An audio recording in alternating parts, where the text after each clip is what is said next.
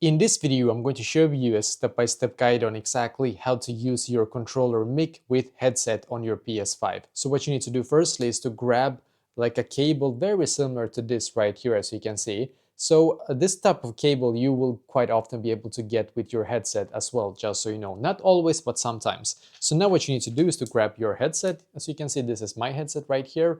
And you're going to find this hole right here, which you need to also, I'm just going to show you. You need to take the cable and you're going to insert one of the cables right here, as you can see. Now what you need to do with the other cable, I'm going to show you as well, just a second. So the other cable goes into here on your controller. So right here, make sure that it actually connects perfectly here.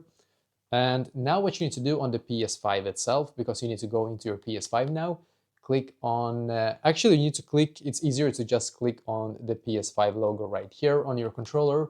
Then scroll down until you can see mic down below right here. Let's see that you can actually see it. So mic, as you can see down below here, click on mic. And then where it says mic right here, make sure that this one is set to headset right here. So if this one is set to anything else, just change it to headset instead. And that should now work. And that is exactly how to do this.